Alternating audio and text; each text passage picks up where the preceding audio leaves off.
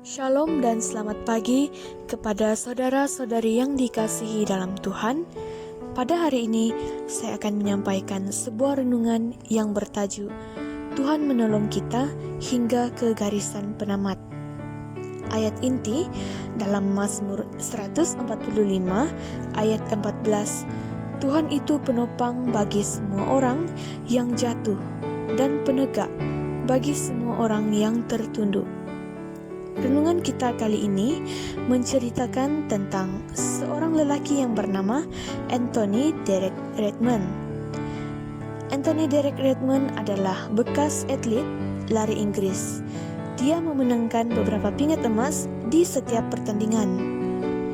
Dia menjadi salah satu calon terunggul untuk mendapat pingat emas pada Olimpik Barcelona 1992. Namun, ada kejadian yang dramatis pada saat penampilannya di Olimpik ini, di mana dia mengalami cedera hamstring pada saat berlari pada semifinal sprint 400 meter.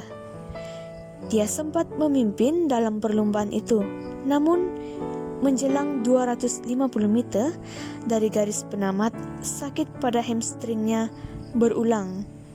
Dia terpincang-pincang kesakitan, kemudian jatuh ke tanah. Segera pembawa tandu datang menuju ke arahnya. Meskipun amat sakit, ia memutuskan untuk bangkit berdiri dan mulai berlari dengan terpincang-pincang. Rasa sakit nampak terukir pada raut wajahnya. Ayahnya, Jim Redmond, yang saat itu berada di bangku penonton, bergegas masuk ke laluan trek lari untuk menolong anaknya. Sempat ayahnya dihalangi oleh petugas keamanan lomba, namun dia tetap datang untuk menolong anaknya, Derek. Setelah ayahnya berjaya menghampiri Derek, dia berkata, "Nak, Anda tidak perlu melanjutkan perlombaan ini." Tapi Derek menyahuti, "Saya harus menyelesaikannya." "Ya," jawab Jim ayahnya, "kita akan menyelesaikan ini bersama-sama." Lalu Jim ayahnya memeluk anaknya dan membantu melalui laluan trek hingga akhir garis penamat. Saat mereka melintasi garis penamat, penonton mula berdiri. Derek Redmond mungkin tidak mendapat tempat pertama, tapi dia berjaya menyelesaikan lariannya.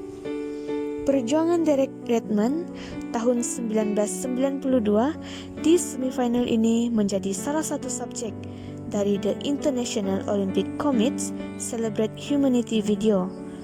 Dan tahun 2008, perjuangan Redmond menjadi ciri promosi pada iklan visa Olimpik. Dalam kehidupan rohani kita juga, hal yang sama dilakukan Tuhan. Ketika kita terluka dalam berjuang untuk menyelesaikan suatu matlamat atau tujuan, Ia datang dan membantu kita.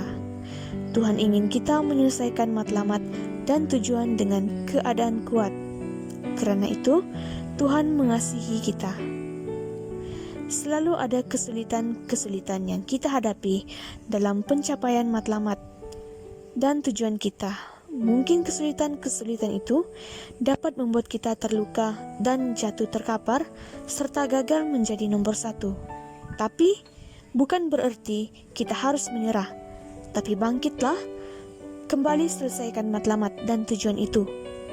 Tuhan tidak membiarkan kita menanggungnya sendirian kesulitan-kesulitan yang sedang kita hadapi. Tetapi dikirimnya Roh Kudus untuk membantu kelemahan-kelemahan kita. Kita tidak pernah berjalan sendirian, Tuhan selalu ada di samping dan menopang kita. Ingatlah selalu bahwa segala perkara dapat kita tanggung di dalam Dia yang memberikan kekuatan kepada kita. Dalam Filipi 4 ayat 13. Tuhanlah sumber kekuatan kita, oleh itu jangan pernah menyerah. Baiklah, kiranya renungan ini akan dapat menjadi berkat kepada kita semua. Terima kasih. Semoga Tuhan memberkati.